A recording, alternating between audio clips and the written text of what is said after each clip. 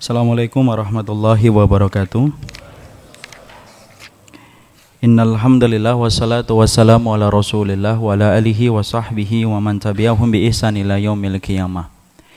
Bapak dan Ibu yang semoga Allah rahmati, ikhwan dan akhwat yang semoga Allah berkahi.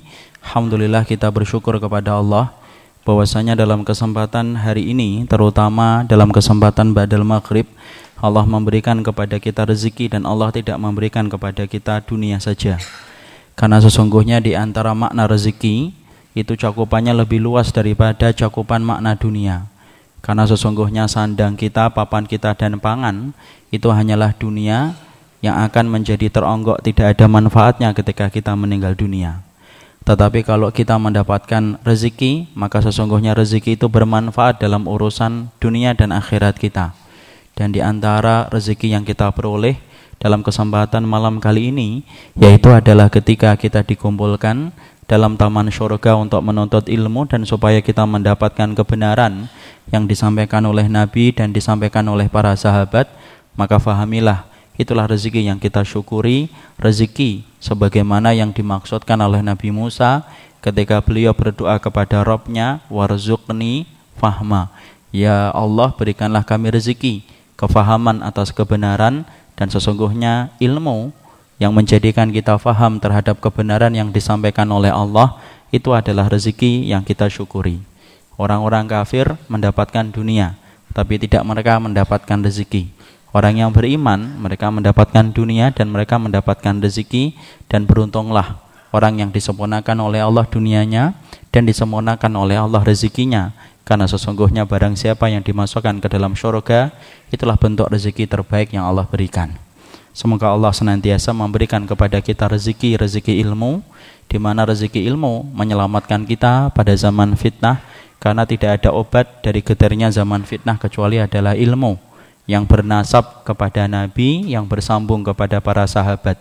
Karena bukan hanya anak antum yang butuh nasab, bukan hanya putri kita yang butuh nasab dengan binti ataupun ibnun, dengan anak laki-laki, tetapi ilmu pun harus bernasab, dan tidak ada nasab dari ilmu yang kita pelajari kalau ilmu itu menjadi penyelamat dalam kehidupan akhirat, kecuali nasabnya harus nasab kepada Nabi, berfaham kepada para sahabat ridwanullah alaihim. Di dalam sebuah hadis yang sahih, ikhwan, dalam riwayat Bukhari, sesungguhnya Rasulullah SAW pernah menyampaikan, dikutip dalam kitab Fadhailus Shahabah, sesungguhnya Rasulullah itu pernah mendoakan, yaitu kepada kaum muhajirin, Allahumma ighfir lil muhajirin wal ansar, Allahumma la aisha illa aishul akhirah.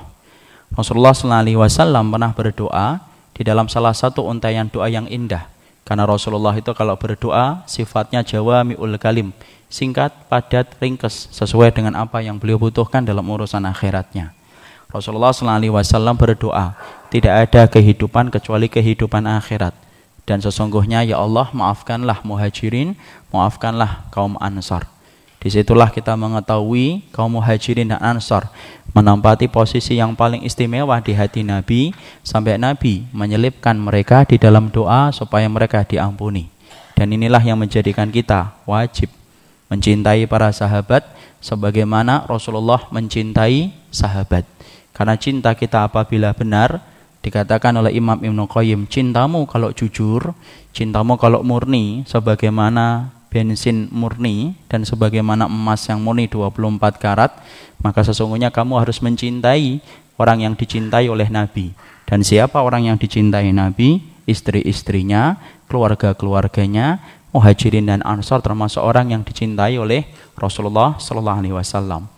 Makanya kalau ada orang yang mengaku ahlul baitnya Nabi, saya ingatkan, orang yang mengaku sebagai ahlul baitnya Nabi, walaupun itu hanya menutupi sebuah kebrobrokan manhajnya, yaitu adalah Syiah, kalau kemudian mengaku cinta Nabi tetapi tidak pernah mencintai para sahabat, maaf, cintamu tidak murni sebagaimana murninya bensin. Tapi sesungguhnya cintamu itu tidak 24 karat, tapi cinta yang rusak ketika kamu tidak mampu mencintai orang yang dicintai Nabi, yaitu adalah muhajirin dan ansar. Nah, kita ingin jatuh cinta kepada muhajirin dan ansar. Bagaimana caranya jatuh cinta? Ya, kalau kita ingin jatuh cinta kepada muhajirin dan ansar, pelajari tentang karakter hidup mereka, sifat mereka, dan bagaimana keutamaan yang dimiliki oleh mereka. Karena sesungguhnya mencintai para sahabat itu susah. Kenapa saya katakan susah? Karena sesungguhnya harus butuh keimanan yang kuat untuk mencintai para sahabat. Karena kita diperintahkan mencintai orang yang belum pernah kita lihat secara langsung. Kalau antum mencintai istri antum, wajar. Istri antum wajah imutnya kelihatan. Kalau imut ya.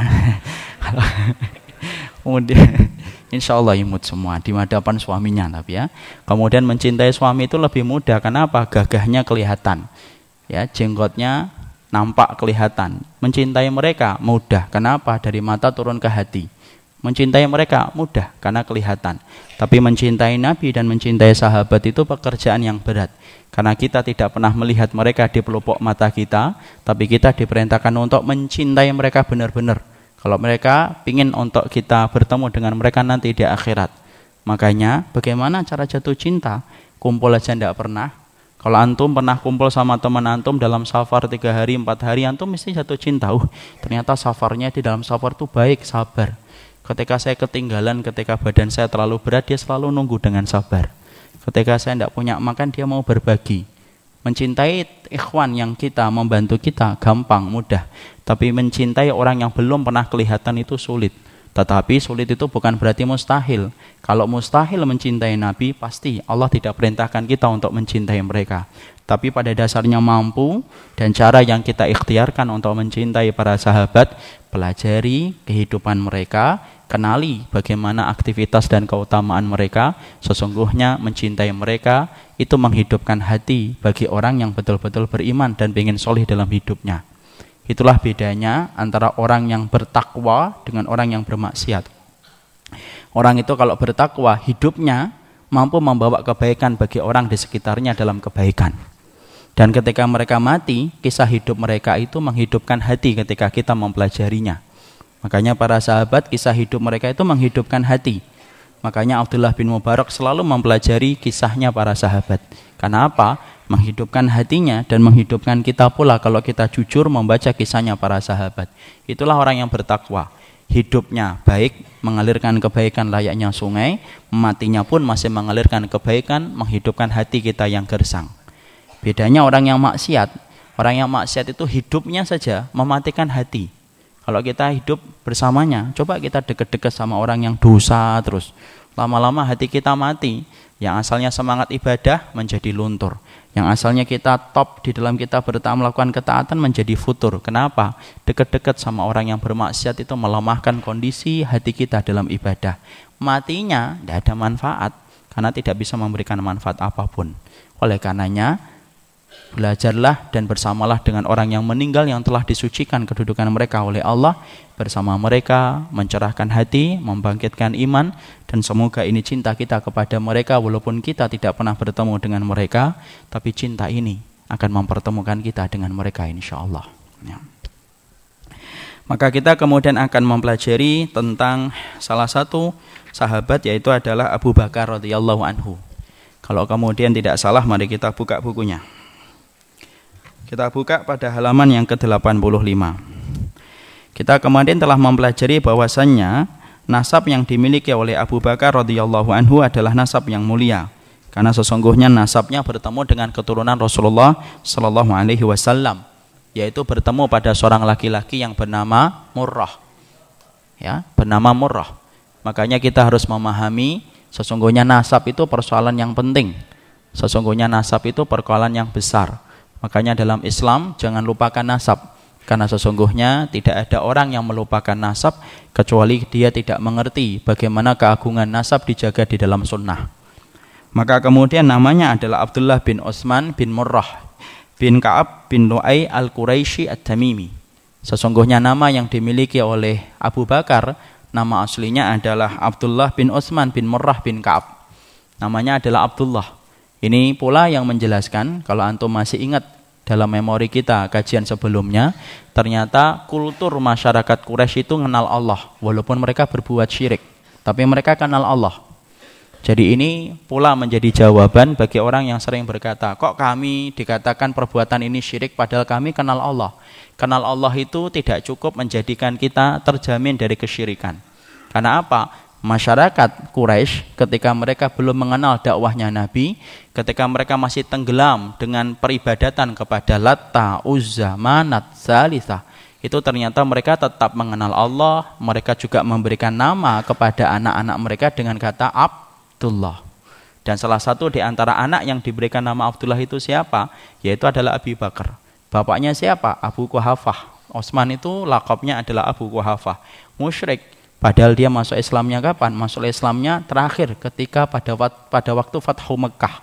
Jadi berarti Abu Quhafah itu sebelumnya musyrik atau tidak musyrik? Musyrik.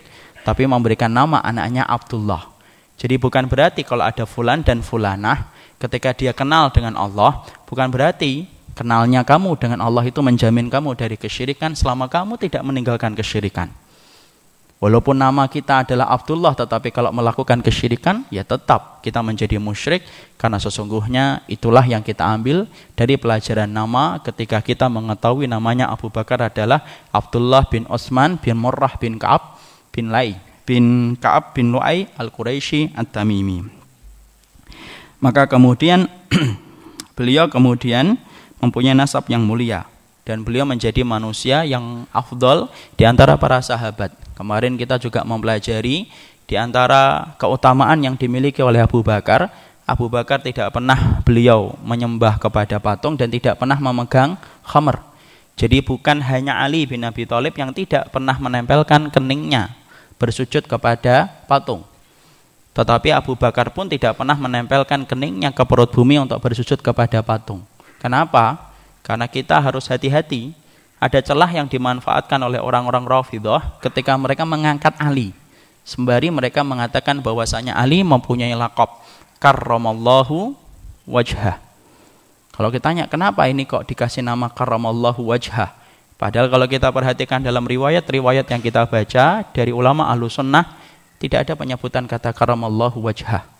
Ternyata kita mendapati alasan mereka karena Ali bin Abi Thalib yang kita mencintainya sebagaimana perintah sunnah, tidak berlebihan, tetapi mencintainya karena beliau penduduk surga dan merupakan orang yang dicintai oleh Nabi, dikatakan oleh orang-orang Rafidhah. Karena sesungguhnya Ali adalah sahabat satu-satunya yang tidak pernah menyembah kepada patung. Pastikan jawaban itu salah. Kenapa? Karena sesungguhnya Abu Bakar pun tidak pernah menyembah kepada patung, bahkan sampai meminum khamr pun tidak pernah.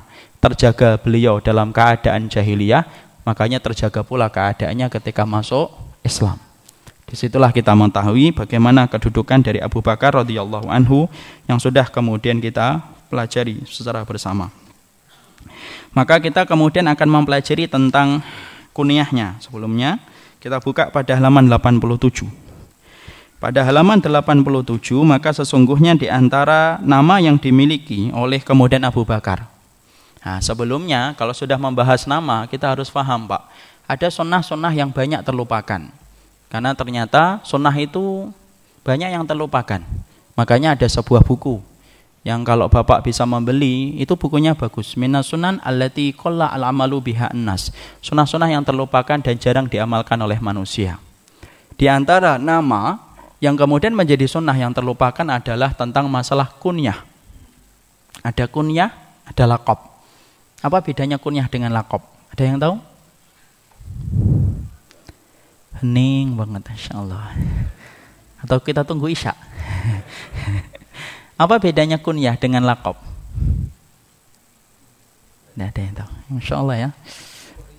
Hah? Bedakan antara kunyah dengan laqab. Nah, kita pelajari sebentar. Karena apa sih? Karena nama-nama nanti akan kita bedakan. Ada kunyah, ada laqab, kunyah, ada laqab. Kita jelaskan dulu. Kunyah adalah merupakan nama panggilan yang dimulai dengan kata abu atau ummu. Itu namanya kunyah. Kunyah, ya. Adapun laqab itu gelar yang tidak selalu dan kemudian tidak ada nama abunya dan tidak ada nama ummunya. Itu kemudian dinamakan dengan laqab. Maka kunyah ini merupakan salah satu sunnah yang hilang dalam kehidupan. Maaf Pak, kita sering sekali mendapati banyak orang ketika mendengar seseorang menyebutkan nama laqab, komentar mereka komentar miring sembari pedas. Dia berkata, lah namanya Arab-Arab banget, enggak usah gitu, biasa aja, nyantai aja. Udah namanya Bambang ya Bambang, enggak usah Abu siapa, oh, Bambang ya Bambang. Ya, bukan gitu. Nama Bambang tetap nama kita dan itu nama yang kita muliakan. Selama nama itu bukan nama-nama dewa, silakan teruskan. Sunnah tidak melarang nama itu dan tidak pernah untuk kemudian mengkerdilkan nama yang telah diberikan orang tua kita. Selama di situ tidak melanggar ketetapan syariat ketika memberikan nama. Tapi maaf, di dalam Islam, dalam sunnah ada namanya kunyah dan kunyah termasuk sunnah. Jadi bukan berarti bahwasanya orang yang memberikan kunyah itu kemudian mereka itu kearap-arapan, hanya kearap-arapan, bukan. Ini termasuk di antara sunnah. Karena Rasulullah SAW pun memberikan kunyah kepada para sahabat, itu menjadi dalil secara perbuatan bahwasanya Nabi mensunahkan kunyah dalam kehidupan para sahabat. Salah satunya yang kita dapatkan kayak siapa itu? Bukan Abu Bakar. Kayak kemudian contohnya saudaranya Anas bin Malik, ada namanya Abu Umar. Dipanggil itu Abu Umar, padahal masih kecil.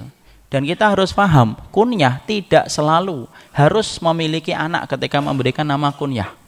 Jadi kalau antum mendapati anak antum, anak SD, anak SMP, antum berikan kunyah, itu tidak apa-apa. Jangan kemudian kita komentar, lebay, anaknya SMP diberikan nama-nama Abu, tidak apa-apa. Karena Nabi pun kemudian memberikan nama kunyah kepada para sahabat-sahabat kecil. Salah satunya adalah Abu Umar yang diberikan nama kunyah itu oleh Nabi, saudaranya dari Anas bin Malik. Dan kunyah, maaf, itu tidak selalu bahwasanya harus punya anak baru kemudian memiliki kunyah. Karena banyak sahabat yang mereka tidak memiliki anak tetapi bergelar dengan kunyah. Contohnya siapa? Contoh ambil saja yang gampang, Ibunda Aisyah. Ibunda Aisyah itu kemudian mengatakan kepada Rasulullah, ya Rasulullah, nisauka takanat, sesungguhnya istri-istrimu ya Rasulullah mereka memiliki kunyah. Saya tidak punya kunyah. Padahal kita tahu ya, Ibunda Aisyah itu tidak memiliki keturunan sampai beliau meninggal dunia. Istri-istrimu memiliki kunyah, tetapi saya tidak memiliki kunyah ya Rasulullah. Kemudian Nabi memberikan kunyah kepada Ibunda Aisyah. Siapa itu? Siapa? Ummu Abdillah. Makanya Rasulullah itu punya panggilan banyak kepada Ibunda Aisyah. Ada Ummu Abdillah, ada binti Siddiq. Itu kalau binti Siddiq itu kunyah. Jadi kalau kita misalkan menyiasati, ada di antara antum ditakdirkan oleh Allah tidak memiliki keturunan, belum memiliki keturunan, maka sesungguhnya antum kemudian bisa memberikan kunyah kepada dirinya dengan atas nama nasab ayah kita. Ana misalkan bapak ana namanya Faruk, saya mengatakan Ibnu Faruk, maka itu diperbolehkan. Sebagaimana Nabi memberikan kunyah kepada Ibunda Aisyah siapa? Binti Siddiq. Jadi kadang-kadang Nabi memanggil binti Siddiq, kadang-kadang Ummu Abdillah, kadang-kadang Nabi memanggilnya dengan Khumairah, walaupun ini riwayatnya sangat dilemahkan oleh beberapa orang, di beberapa ulama, dan kemudian ada pula panggilannya adalah disingkat oleh Rasulullah, ya Aish. Jadi Nabi itu menyingkat. Jadi kalau bapak namanya istrinya itu adalah Puspita Maharani, Pus, nah itu boleh. Jadi kemudian karena Rasulullah Sallallahu Alaihi Wasallam, jangan gitu beneran loh ya, nanti pulang-pulang siapa yang ngajarin. Jadi kemudian boleh disingkatkan. Misalkan antum namanya Dewi, kemudian panggilan sayangnya Ewi, misalkan boleh. Itu antum yang lebih tahu, antum yang lebih ngerti. Tapi kunyah merupakan bagian dari sunnah dan kunyah tidak selalu harus memiliki keturunan. Jadi kalau antum mendapati ada teman antum, dia memberikan nama, saya namanya Abu Umar. Antum bohong, dusta.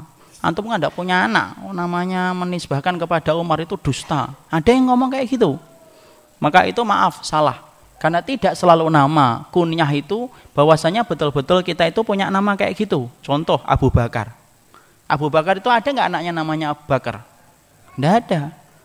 Rasul kemudian Umar bin Khattab disebut juga dengan Abu Hafs. Bapaknya singa. Tapi ada nggak anaknya yang bernama singa? Hafs? Tidak ada. Abu Dzar. Anaknya namanya Dzar? Tidak ada.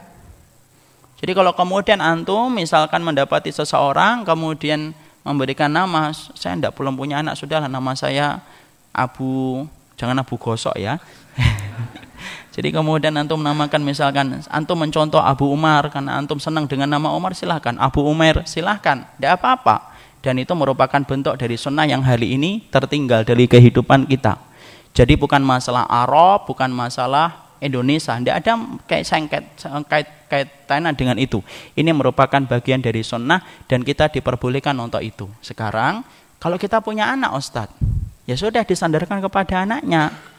Ya, kemudian anak itu banyak Ustadz, anak saya ada 10, mana yang saya pakai? Tidak ada paksaan untuk memilih salah satunya.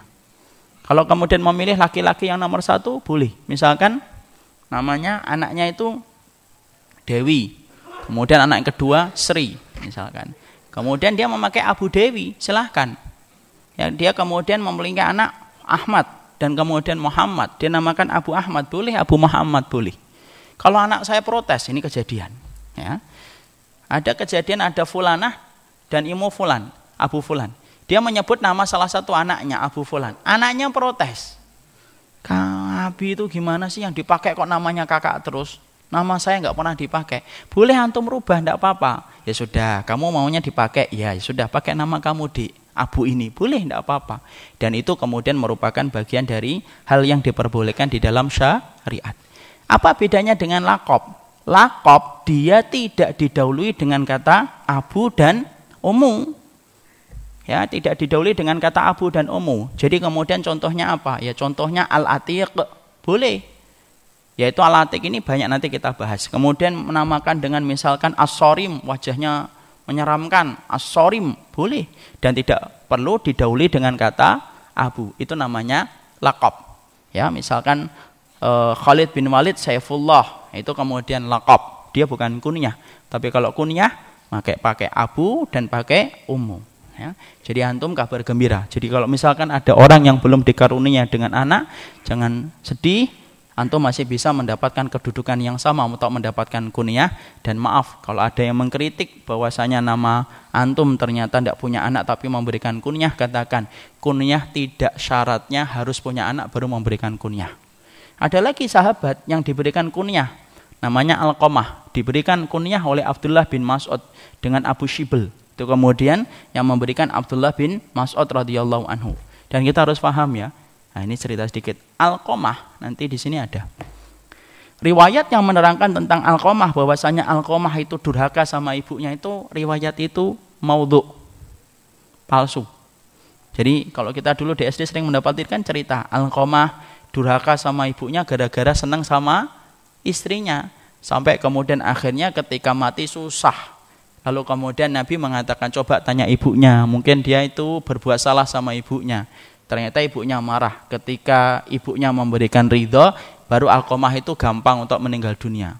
Sebenarnya intinya bagus memberikan pelajaran tentang masalah birrul walidain. Bapak harus paham ya, namanya seorang laki-laki, berapapun anakmu, berapapun istrimu, maaf, kita ini tetap anak bagi orang tua kita. Ya, jadi pintu surganya bapak ini yang di depan ini, pintu surganya bapak bukan istri. Tapi pintu surganya kita adalah bapak dan ibu kita. Pintu surganya wanita, istri itu siapa? Suami. Jangan sampai kemudian urutan ini berubah. Kalau urutan ini berubah, rusak semuanya. Akhirnya apa? Kita mendapati kemudian orang menempatkan istrinya layaknya pintu surga dirinya, meninggalkan ibu dan bapaknya. Maaf. Tidak ada kejahatan yang Allah segerakan azabnya di dunia sebelum azab itu Allah sempurnakan di akhirat, kecuali kejahatan kepada orang tua, karena sesungguhnya Allah tidak pernah memasukkan seseorang ke dalam surga sampai dia mendapatkan keridhaan ibu dan bapaknya. Makanya Imam Al-Zahabi menerangkan di depan pintu surga itu ada sebuah tempat a'raf yang tinggi. A'raf dia disebutnya. Tempat itu salah satunya dihuni oleh siapa? Salah satunya adalah mujahid yang dia meninggal dalam peperangan, dia dengan niat ikhlas karena Allah. Tapi dia nggak bisa masuk surga. Loh kok bisa? Kan harusnya jihadnya dia ketika ikhlas tidak ada tempat untuknya kecuali adalah surga. Karena mujahid ini dulunya durhaka kepada ibunya dan bapaknya. Dia tidak bisa masuk neraka. Kenapa? Api neraka diharamkan bagi Allah untuk membakar jasad yang darahnya menetes di jalan Allah. Diharamkan oleh Allah, tidak bisa bakar itu. Sebagaimana api tidak bisa membakar Ibrahim alaihissalam. Tapi dia tidak bisa masuk surga. Kenapa kok tidak bisa masuk surga? Ya karena dia telah durhaka kepada orang tuanya. Makanya Masya Allah, perhatikan betul masalah orang tua ini. Terutama bapak-bapak. Bahkan maaf Pak, kalau boleh cerita dikit. Kalau bapak ada masalah dengan anak, coba deh periksa hubungan bapak dengan orang tuanya. Kenapa? Kalau di situ ada kerusakan, maka Allah memberikan kepada kita musibah, salah satunya melalui anak-anak yang juga rusak hubungannya dengan kita dan kepada orang tua kita. Ini ada kisah nyata. Ada seorang ikhwan bapak-bapak di Bekasi Timur. Saya ketika berkunjung ke beliau ini jual habatus sauda, madu dan yang lainnya. Maka kemudian beliau cerita, Ustadz, ada yang pernah datang ke rumah saya, beli habatus sauda, beli madu. Lalu kemudian nampak di wajahnya guratan kesedihan. Saya tanya, ada masalah apa Pak? Kemudian beliau berkata, ini Pak, anak saya ini Masya Allah kecanduan dengan gadget, kecanduan dengan permainan. Ya, waktu dulu masih ada permainan online, game online. Jadi kemudian sampai anak saya ninggalin rumah, kemudian berhari-hari sekolahnya berantakan, studinya berantakan. Sang bapak, sang ikhwan ini, karena dia tahu tentang kedudukan orang tua, coba bertanya, Pak, masih punya orang tua enggak? Masih Pak. Di mana? Di sebuah kampung, di sebuah kota kecil. Kemudian sang ikhwan ini memberanikan diri untuk bertanya, Bapak pernah enggak ada masalah dengan orang tua? Sang konsumen ini akhirnya jujur, iya Pak, saya punya masalah, saya tidak setuju dengan pendapatnya Bapak, bla bla, panjang lebar. Kemudian sang ikhwan ini berkata, karena ikhwan ini ngerti kedudukan orang tua, coba Pak, biarkan aja anaknya Pak, anaknya biarkan, tidak usah dicari terus. Nanti kalau uangnya habis, lapar, pulang dia insya Allah. Tapi kemudian yang Bapak harus perbaiki adalah mungkin hubungan Bapak dengan orang tua. Kalau mampu Bapak, kalau mungkin mampu, Bapak pulang sama istri, coba deh khidmah semaksimal mungkin kepada orang tuanya. Masya Allah, sang ikhwan ini ketika memberikan nasihat, mungkin datang dari hati, terbuka konsumen itu untuk menerima nasihat itu. Dia kemudian berterima kasih, pulang, dia kemudian akhirnya mengajukan cuti dari kantornya, kemudian bersama dengan istrinya, kemudian pergi ke rumah orang tuanya, sang bapak di satu kota kecil. Di situ dia khidmah selama sepekan, Masya Allah, sepekan. Kemudian betul-betul menebus kesalahannya, dia rela untuk selalu kemudian menerima bapak. Ingat ikhwan, bapak kita bagaimanapun mereka, walaupun mereka dalam keadaan salah, berikan uzur. Karena mereka hidup pada zaman yang beda dengan zaman kita, di mana mungkin ilmu kita tidak sama dengan apa yang dulu mereka pelajari. Kemudian dikasih uzur, takzim dan yang lainnya. Sepekan ikhwan, sepekan. Kemudian pulang, kemudian sang anak itu ternyata dalam sepekan itu tidak pulang. Tetap dibiarin. Dibiarin sampai Allah betul-betul memberikan balasan. Tidak perlu nunggu di akhirat. Sang anak tiba-tiba pulang, kemudian akhirnya tidur dan yang lainnya. Kemudian akhirnya makan, berhari-hari tidak keluar. Sebagaimana biasanya, kalau dia pulang sebentar keluar lagi. Sang bapak sampai berkata, nak, kok kamu tumben tidak keluar? Habis uang, nih bapak kasih kalau pengen masih mau bermain. Sang anak tiba-tiba jawab, udahlah Pak, udah bosen. Gitu-gitu aja mainnya. Insya Allah. Sampai kemudian akhirnya sang anak di rumah, kemudian beberapa waktu diajak kajian, dan akhirnya Masya Allah, hari ini kemudian baik kedudukan dan muamalah dia dengan orang tuanya, ya salah satunya dengan anak tadi, dengan orang tuanya. Ketika orang tuanya memperbaiki hubungan dia dengan orang tuanya. Jadi saya ingatkan, kalau antum ingin mendapatkan anak menjadi qurrata ayun, salah satunya kok ada yang masalah, ikutilah pendapat para salaf. Coba dilihat hubungan kita dengan orang tua kita, maka ketika kita memperbaikinya, Allah ngasih kontan, Allah akan perbaiki hubungan anak kepada kita sebagaimana kita telah memperbaiki hubungan kita dengan orang tua kita. Persis dengan apa yang disampaikan oleh Wahab bin Munabbih, man waqqara walidayhi razaqahullahu waladan yuwaqqiruhu wa man lam yuwaqqir walidayhi razaqahullahu waladan lam yuwaqqirhu. Siapapun yang hormat sama orang tuanya, Allah kasih cash kontan. Anak yang hormat kepadanya persis sebagaimana dulu dia hormat kepada orang tuanya. Khair insyaallah. Jadi tentang nama. Jadi disinilah kita mendapati bahwasanya ada perbedaan antara kunyah dengan laqab. Dan laqab ini, kemudian laqab ini yang ngasihkan siapa? Ngasihkan orang lain. Boleh nggak memberikan laqab kepada nama sendiri? Boleh. Selama kemudian laqabnya itu bukan laqab yang sifatnya melampaui batas.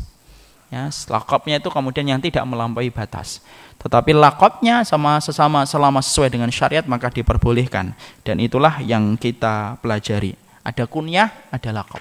Makanya tolong hari ini kalau kemudian berkenalan, namanya kunyah dulu. Jadi kalau menyebutkan gimana sih? Kunyah dulu, baru nama asli kita. Misalkan saya memberikan kunyah kepada diri anak itu Abu Syauqi. Abu Syauqi Umar Mita. Nah itu yang benar. Atau terkadang saya menyebutnya Ibnu Faruk Umar Mita. Bapak misalkan Abu Aisyah, ya. Jadi kemudian kita menyebutkan nama kunyahnya, baru kita sebutkan nama aslinya kita. Dan sampai ini sunnah, dan ini termasuk syiar. Bukan gaya Arab, bukan ke Arab-Araban, bukan Arab. Bedakan Arab dengan sunnah. Arab, nah kalau makan biryani itu Arab, ya. Kemudian maharnya mahal itu Arab. Tapi kalau sunnah, di situ ada perintah, dikerjakan para sahabat, kemudian diaminkan oleh para sahabat, itu namanya adalah sunnah yang harus kita ikuti. Maka sesungguhnya di antara nama yang dimiliki oleh kemudian oleh Abu Bakar radhiyallahu anhu, nama beliau adalah Abdullah bin Utsman. Adapun kemudian nama kunyahnya adalah Abu Bakar As-Siddiq. Abu Bakar ya karena dia memberikan nama itu, Rasulullah yang memberikan lakab itu. Adapun As-Siddiq, kita tahu As-Siddiq, kenapa beliau diberikan nama As-Siddiq? Ini ceritanya, riwayatnya antum ketahui. Karena beliau merupakan orang yang pertama atau orang yang membenarkan Nabi ketika peristiwa Isra Mi'raj itu diturunkan. Jadi ketika peristiwa Isra Mi'raj itu kemudian datang, maka sesungguhnya ada beberapa sahabat yang kembali murtad setelah dia mendapati kejadian itu. Saking beratnya untuk beriman kepada apa yang disampaikan Nabi. Antum bisa bayangkan ikhwan, bagaimana ada seseorang pada zaman itu kemudian mengaku perjalanan dari Masjidil Haram ke Masjidil Aqsa, kemudian naik ke Sidratil Muntaha, kemudian balik lagi. Paginya sudah berada di Mekah. Akal tidak menjangkau, nalar tidak menjangkau dan tidak mampu untuk memahami tentang itu. Tapi lihat perkataan dari Abu Bakar ketika mendengar ucapan itu, dan antum harus paham. Ketika Rasulullah menceritakan tentang Isra Mi'raj, saat itu Abu Bakar tidak bersama dengan Rasulullah. Jadi saat itu terpisah tempatnya. Bagaimana Ustadz bisa mengatakan itu? Karena para sahabat, karena orang musyrikun ketika mengetahui ada beberapa orang yang kembali murtad setelah mendengarkan kisahnya Rasulullah ketika menceritakan Isra Mi'raj, mereka senang. Dan mereka langsung berhasrat untuk memurtadkan Abu Bakar. Ini menunjukkan posisi Abu Bakar dalam Islam itu kuat betul. Sampai-sampai orang-orang Quraisy musyrikun tidak ada yang mereka ingin murtadkan kecuali salah satunya Abu Bakar. Mereka bergegas mencari Abu Bakar. Jadi kemudian yang menyampaikan peristiwa itu adalah orang-orang musyrikun. Jadi Abu Bakar tidak mendengar langsung dari Rasulullah SAW. Maka ketika kemudian dicari ketemu dengan Abu Bakar. Lalu mereka berkata, "Ya Abu Bakar, ala ta'lam ma hadatsa sahibuka?" Abu Bakar, kamu ngerti nggak yang diceritakan baru saja temanmu itu? Kemudian Abu Bakar berkata, apa yang diceritakan oleh temanku Rasulullah Muhammad? Temanmu cerita begini, bahwasanya dia melakukan perjalanan dari Masjidil Haram ke Masjidil Aqsa sampai naik ke Sidratil Muntaha. Kamu percaya nggak semacam itu? Perhatikan jawaban Abu Bakar sampai dia diberikan lakab. Dan lakab ini disebutkan oleh Allah di dalam Al-Quran dalam surat Az-Zumar 33. Yaitu kemudian ketika dia kemudian mengatakan apa? Yaitu adalah laqad sadaqa huwa. Sesungguhnya kemudian telah benar apapun yang diucapkan oleh Muhammad Rasulullah. Bahkan untuk menutup ketika orang-orang musyrikun ingin untuk membuat keraguan, perhatikan jawabannya. Lau qala fi ma huwa ab'adu min dzalika la usaddiqannahu. Itu gambarkan iman tuh. Maka kemudian sampai kemudian beliau berkata, sesungguhnya kalaupun Muhammad mengucapkan satu berita yang lebih jauh dan lebih tidak masuk akal dari apa yang kamu sampaikan hari ini kepada saya, pastikan kalau yang mengatakan itu adalah Muhammad Rasulullah, sayalah yang akan membenarkan ia pertama kali. Makanya Allah memuji Abu Bakar dan mengatakan walladzi jaa'a bisidqi wa saddaqa bihi ulaika humul muttaqun. Allah menyebutkan kata As-Siddiq. Yang pertama itu siapa? Rasulullah Muhammad. Karena Nabi itu punya gelar Shadiqul Masduq. Ucapannya benar dan dibenarkan oleh Allah. Subhanallah. Yang membenarkan ucapan Nabi itu siapa? Allah. Makanya gelarnya Nabi Shadiqul Masduq. Kemudian Siddiq yang kedua itu siapa? Abu Bakar. Dan itu Allah sebutkan di dalam Al-Quran, kita baca setiap harinya, setiap waktunya dalam surat Az-Zumar, sampai rotasi bumi ini berputar, nama itu indah dalam lorong sejarah, dalam setiap kalam-kalamnya Allah. Itulah Abu Bakar. Jadi Masya Allah, disitulah kita memahami, kalau sudah bicara ayat, jangan kenakan akal. Iman kita kepada Quran itu pasti akan ditanya oleh Allah Subhanahu wa taala. Syekh Utsaimin rahimahullahu taala beliau menjelaskan, sesungguhnya ketika kita bermuamalah dengan Quran itu ada dua. Yaitu adalah qiraah lafdhiyah dan qiraah hukmiyah. Qiraah lafdhiyah itu apa? Baca, mentadaburi maknanya, mengetahui tafsirnya. Itu qiraah lafdhiyah. Tapi yang paling penting bukan qiraah lafdhiyah, yang paling penting adalah qiraah hukmiyah. Hukmiyah itu apa? Tunduk, patuh.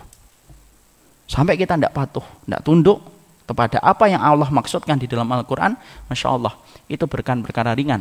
Maaf, itu subversif kita, makhluk di hadapan Allah. Ketika kita berani menentang apa yang telah dijelaskan oleh Allah Subhanahu wa Ta'ala. Ya, jadi itu yang kita harus pahami. Kita memahami Al-Maidah sesuai dengan apa yang disampaikan di dalam Islam, sesuai dengan apa yang disampaikan di dalam hasanah syariat dari riwayat-riwayat yang sahihah. Makanya kembali kepada peristiwa tadi, disitulah kita paham.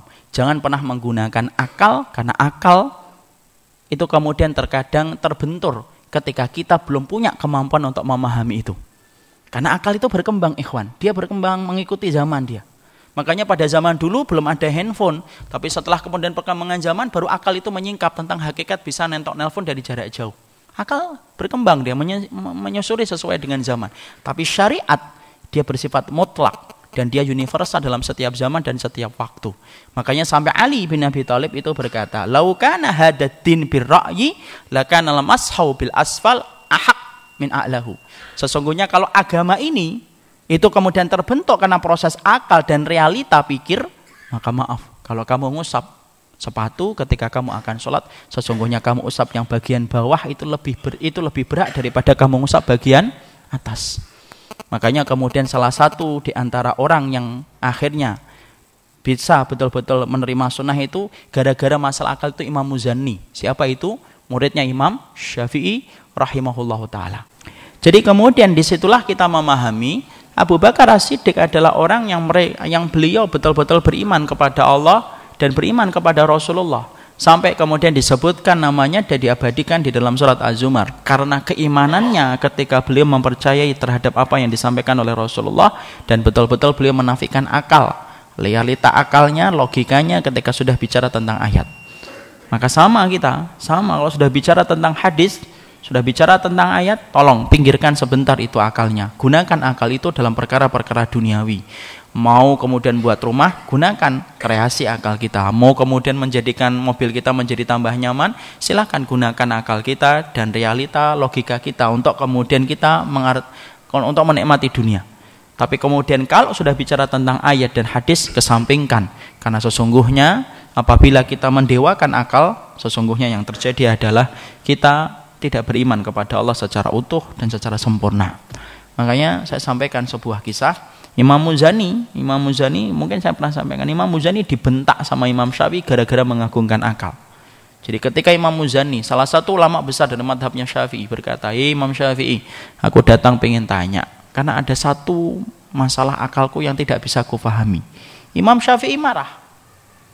Imam Syafi'i dibentak itu Imam Muzani dengan bentakan yang sangat keras. Padahal Imam Syafi'i itu lembut banget. Imam Syafi'i, Pak, kalau habis kemudian niqash, ngobrol panjang dengan muridnya yang tidak setuju dengan pendapatnya, malamnya datang diam-diam mengetuk pintu temannya dan pintu muridnya yang berdebat dengan dia di waktu siang. Itu Imam Syafi'i. Akhlaknya luar biasa.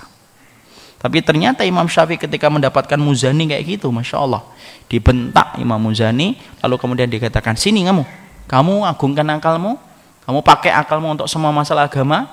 Imam Muzani diam. Sudah itu, hitung itu bintang di langit berapa, tidak bisa menghitung. Kamu lihat itu kemudian bulan itu, kamu lihat itu kemudian bulan itu, bintang itu terbuat dari apa, dan bulan itu terbuat dari apa, aku tidak tahu terbuat dari apa. Kemudian Imam Syafi'i ngomong, kamu bisa wudu enggak? Bisa. Aku kasih persoalan tentang wudu. Dikasih 10 persoalan tentang wudu. Imam Syafi'i kepada Imam Muzani. 10 pertanyaan Pak tentang wudu Pak. Hanya bisa dijawab 4. Alhamdulillah ya. Kalau jamaah salam mungkin 1. Kemudian Imam Syafi'i berkata, kamu itu ya, saya tanya bintang jumlahnya berapa, tidak bisa jawab. Saya tanya bintang itu terbuat dari apa, kamu tidak bisa jawab. Aku tanya tentang wudu yang setiap harinya kamu lakukan, hanya bisa menjawab 4 dari 10 pertanyaan. Akal semacam itu pengen memaksakan semuanya dari perintah Allah dan hadis Nabi dengan akalmu, tidak akan nyampe. Beriman sama Allah, belajar yang benar, Allah akan sampaikan kebenaran kepada hatimu. Masya Allah. Bentakan itu menjadikan Imam Muzani menjadi ulama besar. Masya Allah. Dibentak Imam Syafi'i jadi ulama. Bapak saya bentak. Rame grup besok ya. Jadi kemudian Masya Allah, itulah para ulama. Ulama itu kalau disindir, orang dulu kalau disindir Pak jadi ulama besar. Contohnya siapa itu? Imam Ad-Dhahab, salah satunya Dawud Ad-Dhahiri, kemudian kalau tidak salah. Dia pernah diingetin masuk masjid, habis asar tidak sholat, kemudian ngomong, kamu itu ya bodoh banget. Masuk masjid itu sholat, tahiyatul masjid. Oh, sholat tahiyatul masjid. Kemudian dia masuk lagi hari berikutnya, habis asar, sholat dia tahiyatul masjid. Nah, kaum itu adalah kaum yang kemudian berpendapat bahwasanya habis sholat asar tidak boleh sholat sunnah. Walaupun yang roji, yang kuat boleh sholat sunnah kalau punya sebab. Dia sholat. Kemudian orang itu ngomong, bodoh ya, habis sholat asar kok sholat sunnah. Tidak boleh. Kemudian dia bingung, ini saya sholat, dibilang bodoh, tidak sholat. Akhirnya jadi ulama Pak, Masya Allah Pak. Bapak dibilang bodoh, nangis seminggu itu, tidak jadi ulama juga. Disitulah kita memahami as-siddiq itu kemudian mengajarkan kepada kita keimanan total itu adalah kepatuhan kita kepada syariat. Makanya kalau kemudian kita sudah mendapati sebuah kitabullah dan sunnah bicara, pertanyaan kita cuma satu, bagaimana dalilnya disertai bagaimana pemahaman para sahabat. Sudah selesai, sudah. Kita beriman kepada Allah, sami'na wa ata'na. Persis dengan apa yang dikatakan oleh Imam Az-Zuhri.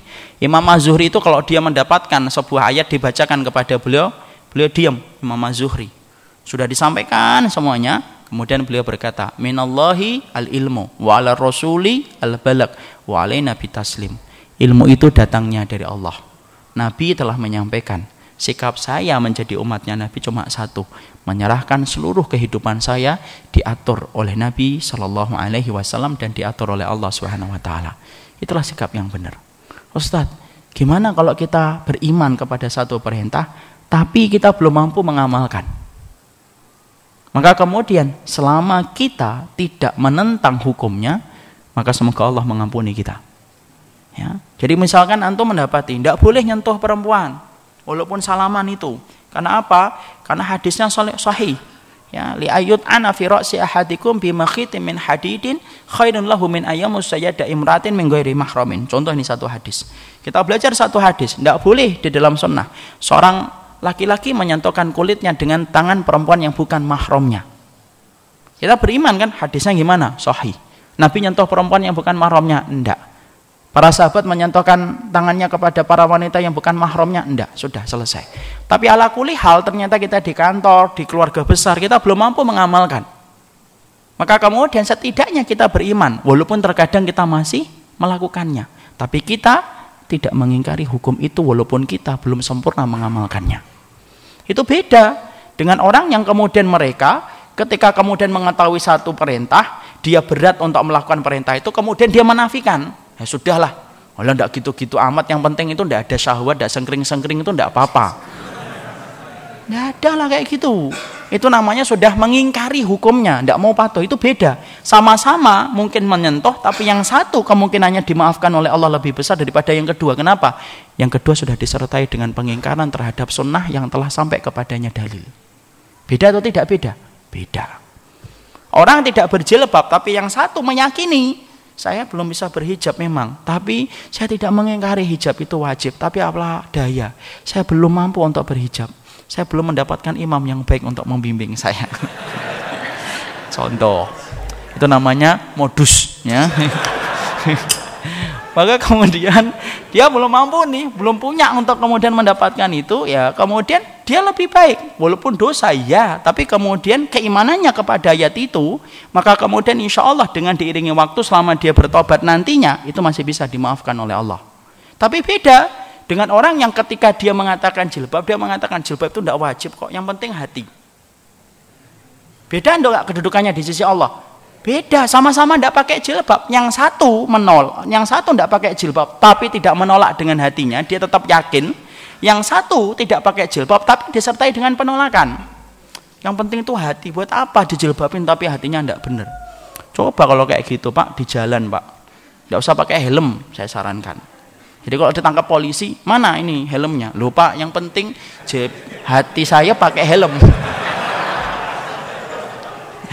Itu pasti ditangkap sama polisi, didenda. Ini kemudian tidak, polisi aja tidak mau nerima Pak. Yang namanya helm itu di sini, bukan di sini. Itu polisi Pak. Masya Allah, makanya kalau ada orang ngomong kayak gitu tuh Masya Allah gampang membantahnya. Jadi kalau dia ngomong jilbab di hati, sudahlah pakai helmnya di hati ya. Enggak usah pakai NSNI, enggak usah. Disitulah kita paham. Jangan sampai kita menolak apa yang disampaikan oleh Allah dan Rasulnya. Maka kemudian Nabi, selain memberikan kata as-siddiq, maka kemudian Nabi memberikan kata al-atiq. Nah ini al-atiq, para mu'arrikhun berbeda pendapat. Al-mu'arrikhun itu apa? Ahli sejarah. Al-atiq itu berdasarkan dari doanya ibunya. Jadi ibunya itu sempat pernah berdoa, Allahumma in hadha atiquka minal mauti fahabli. Ya Allah, ini menunjukkan orang musyrik dulu itu kenal Allah. Ya Allah, kalau anak ini selamat dari kematian, maka tolong kasihkan anak ini kepada saya. Karena ternyata ibunda Abu Bakar radhiyallahu anhu itu adalah ibunda yang ketika melahirkan Abu Bakar cukup lama betul baru mendapatkan keturunan. Ada yang mengatakan al-atiq itu kemudian cerah wajahnya. Karena kemudian apa? Abu Bakar itu orangnya putih Pak, tampan, menyenangkan untuk dilihat. Itu Abu Bakar. Ya, 2 tahun setelah tahun gajah beliau dilahirkan. Kemudian riwayat yang kuat adalah sesungguhnya beliau diberikan laqab, bukan kunyah, karena tidak ada nama Abu. Diberikan laqab oleh Nabi dengan kata al-atiq karena sesungguhnya beliau adalah orang yang telah dibebaskan dari api neraka. Makanya kemudian atiqullah, orang yang telah dibebaskan, atiqu minan nar, telah dibebaskan dari api neraka. Masya Allah. Ini menunjukkan keutamaan Abu Bakar. Ya boleh nggak Ustaz sih kita menaksikan orang itu surga? Boleh kalau kita punya dalil. Makanya tidak boleh bagi kita kemudian memastikan seseorang itu masuk surga kalau kita tidak punya keterangan. Makanya dalam Islam kenapa kita tidak boleh memastikan ini matinya syahid? Tidak boleh. Siapa yang tahu dia betul-betul syahid? Yang benar apa? Allahumma taqabbal syahadatahu, semoga Allah terima syahidnya. Sama, ini mungkin agak sensitif tapi saya sampaikan. Sama dengan mengatakan almarhum itu sebenarnya lebih tepatnya adalah Allahu yarham. Semoga Allah merahmati. Kenapa? Kalau almarhum berarti kita telah memastikan orang ini dirahmati oleh Allah. Dan kita bisa memastikan itu? Enggak lah. Siapa yang memastikan orang yang meninggal itu pasti dirahmati oleh Allah? Kan tidak ada yang bisa memastikan. Yang benar adalah Allahu yarham. Sama nih saya mengatakan sama Bapak, itu jamaah yang dirahmati oleh Allah. Ya tidak boleh. Mungkin kita tidak tahu kok Bapak dirahmati atau tidak. Yang benar apa? Yang semoga dirahmati oleh Allah. Itu namanya min babit taroji, dari bab optimis dan pengharapan. Jadi namanya kemudian secara laqab digelarkan as-siddiq, kemudian digelari dengan kata al-atiq.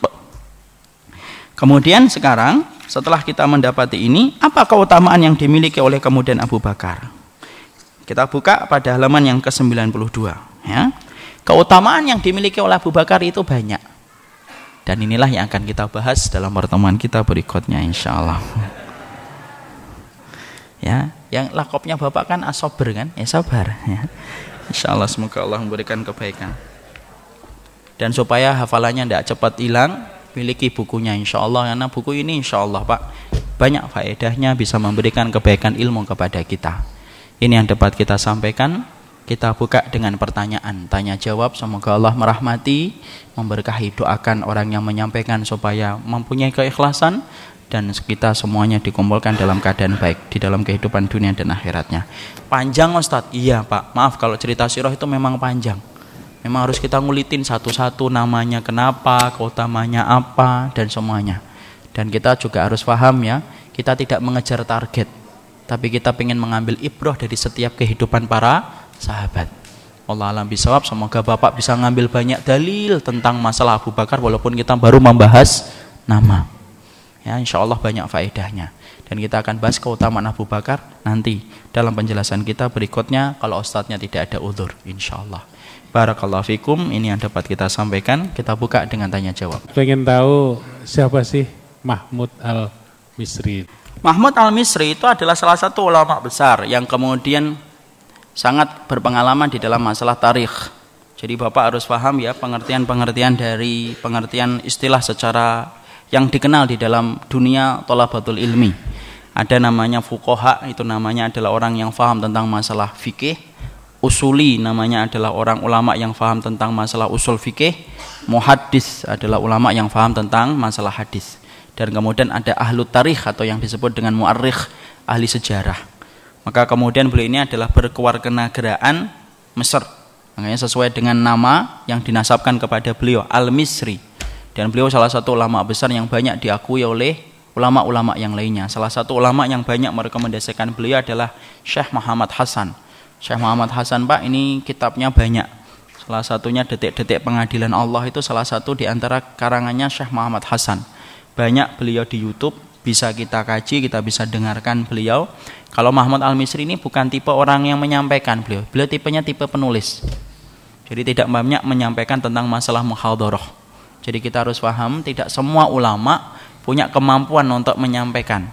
Mereka ada yang pintar secara tulisan, tapi menyampaikannya itu adalah tergagap-gagap atau susah. Atau terkadang saking pinternya, kadang-kadang omongannya jamaahnya tidak ada yang paham. Ini maksudnya kemana gitu. Karena saking pinternya, karena susahnya menyampaikan itu. Jadi kemudian beliau tidak banyak untuk mengisi kajian, beliau banyak nulis. Tapi beliau ulama besar yang kemudian cukup muktabar nama beliau di negeri Mesir itu sendiri. Tentang masalah omongan, saya jadi teringat kepada sebuah kisah. Yaitu kemudian kisah tentang yang bernama Imamul Haramain Al-Juwaini. Imamul Haramain itu, Pak, itu salah satu ulama besar, tapi beliau itu kalau bicara sulit. Ya, salah satu kalau bicara susah. Dia itu salah satu ulama di madhabnya Imam Syafi'i, Imamul Haramain Al-Juwaini. Maka kemudian Imamul Haramain Al-Juwaini itu ketika bicara susah, dan beliau selalu mengatakan apa? Bi'satir radha'ah. Ini gara-gara air susuan. Kok gitu? Iya. Jadi kemudian akhirnya beliau cerita, dulu di waktu kecil beliau itu dijaga oleh bapaknya supaya tidak disusui oleh siapapun. Ini hati-hati, Pak, bagi yang masih punya anak kecil, hati-hati jaga susuan anak kita. Jangan mudah disusui siapapun, karena air susuan itu berpengaruh kepada anak sampai dia besar. Kemudian Imamul Haramain yang kecil ini dijaga oleh bapaknya. Satu waktu ibunya mendapati dia tidur, kemudian ibunya pergi. Ketika ibunya pergi tanpa diketahui oleh ibunya dan tanpa disadari oleh ibunya, kemudian Imamul Haramain ini nangis, kecil ini. Kemudian masuklah itu kemudian budak dari tetangga sebelah.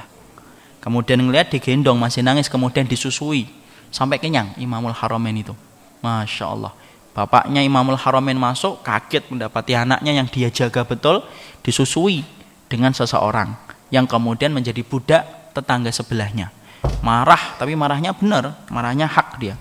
Marah, diambil itu anaknya dan kemudian dikatakan, kenapa kamu susui anak saya? Kamu itu budak dari tetangga sebelah. Bukan budaknya, tapi apa? Karena dia itu milik tetangga sebelah. Berarti apa yang ada di dalam tubuhnya itu betul-betul milik orang yang menjadi majikannya. Berarti kemudian ketika menyusui belum minta izin, berarti air susunya air susu syubhat. Air susu syubhat kan? Karena belum minta izin sama majikannya. Lalu kemudian akhirnya apa? Masya Allah. Dan dia tidak tahu bagaimana orang ini dalam keimanan, dalam kepintaran dan yang lainnya. Makanya Masya Allah, apa yang terjadi? Dan betul, akhirnya ketika Imamul Haramain itu besar, dia punya masalah dalam bicara dan beliau selalu mengatakan, bi'satir radha'ah, ini gara-gara air susuan yang diambil dari sesuatu yang tidak jelas.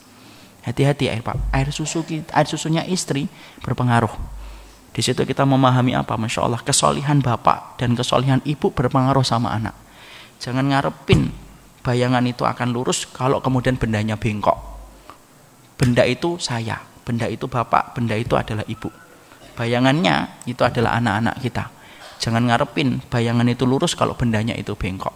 Kalau air susu tetangga sebelah aja berpengaruh sama anak, apalagi kita selaku orang tuanya. Makanya Masya Allah, sampai kemudian kita mendapati itu berpengaruh betul. Ya, Masya Allah. Jadi perhatikan. Makanya di orang Arab sendiri sebelum mengenal sunnah saja sudah memperhatikan air susu. Makanya air susunya dibawa siapa? Kepada wanita-wanita terpilih dari kampung-kampung dalam. Kayak Rasulullah disusukan kepada siapa? Halimah Sa'diyah. Kenapa dari dalam? Karena terjaga bahasanya, terjaga kemurnian dan orangnya tidak sebagaimana orang-orang Mekah ketika saat itu rusak. Air susu itu berpengaruh, Pak. Makanya sering saya sampaikan, air yang membawa iman ketika membasahi rahim yang berisi dengan ketaatan, maka itulah yang akan membentuk janin dan bayi itu menjadi solih dan solihah. Tapi kalau airnya tidak membawa benih keimanan, rahimnya tidak taat sama Allah, susah membayangkan anaknya menjadi solih dan solihah. Makanya saya pernah kumpul dengan salah satu ustadz, yaitu Ustadz Saifuddin. Saya pernah tanya sama beliau, Ustadz ini kok beliau itu menyusun buku balita pun hafal Quran. Saya tanya, rata-rata apa yang menjadikan ibu-ibunya berhasil menjadikan anak-anak mereka itu hafal Quran dari usia belia? Maka sang ustadz mengatakan, benang merahnya satu Ustadz, semua ibunya itu senang dengan Quran. Sebelum mereka hamil, sebelum mereka mengandung, mereka sudah senang dengan Quran tiap hari bersama Al-Quran. Akhirnya kemudian ngalir kepada sang anak, dan adalah anak ketika lahir senang kepada Quran dan tidak pernah jauh dari Quran. Masya Allah. Jadi kemudian kesolihan kita berpengaruh. Iya Pak, maaf ya, tolong kalau ada dokter benarkan saya kalau salah. Penyakit gula itu Pak bisa nurun sampai berapa generasi? 6 generasi. Gula itu berpotensi besar turun ke siapa? Anak, cucu, cicit, sampai 6 generasi kata dokter.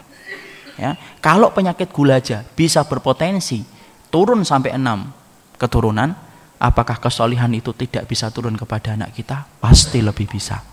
Makanya Masya Allah, solihkan diri kita supaya anak kita menjadi solih dan solihah. Kemudian di sini kemudian ditahqiq oleh banyak ulama yang lainnya. Wallahu alam, saya tidak mengenal masing-masing ulama satu persatu. Saya kecuali Muhammad Hasan, kemudian Sayyid bin Husain Al-Afani saya tahu, beliau ulama besar, tapi 3 nama itu saya tidak tahu. Tapi insya Allah ini nama-nama yang mu'tabar, dikenal oleh para thalabatul ilmi insya Allah. Satu waktu mungkin saya bisa mencari biografinya, tapi ala-kullah untuk sementara saya jahil tentang masalah ini. Allah alam bisa. Apa yang harus dilakukan seorang anak broken home yang apabila menurut ibu maka ayahnya kecewa, dan juga sebaliknya, karena dari kecil diasuh oleh sang ibu dan dilarang ketemu ayah? Dahulukan ibu. Dahulukan ibu dulu.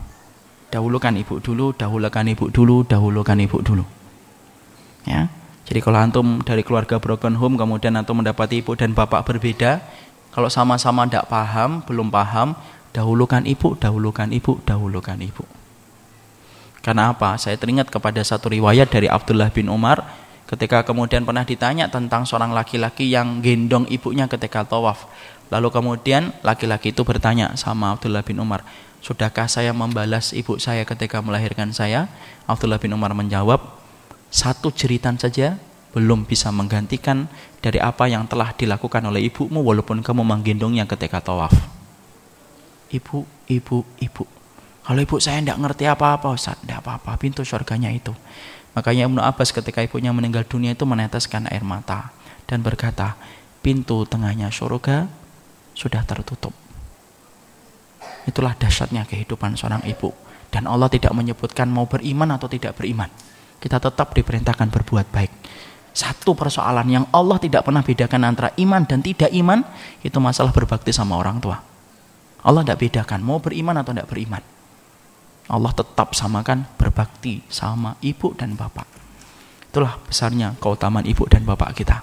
Makanya Masya Allah, laki-laki, berapapun istri antum, berapapun anak antum, antum tetap menjadi anak bagi orang tua antum. Dan itu tidak pernah berubah. Dan maaf ibu-ibu, berapapun sang suami mencintai ibu, maaf, ibu tidak pernah menjadi pintu surga bagi suaminya. Makanya tolong suaminya untuk mendapatkan surganya, raih tangannya untuk kemudian menggapai surga itu dengan berbakti kepada ibu dan bapaknya.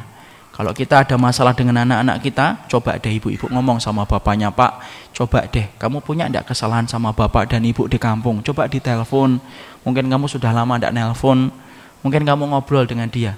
Kenapa? Satu senyuman yang lahir dari keridhaan kita ketika mencari keridhaan mereka, mungkin dengan itu Allah menolong kita ketika kita telah menghormati apa yang Allah perintahkan, berbakti sama orang tua kita.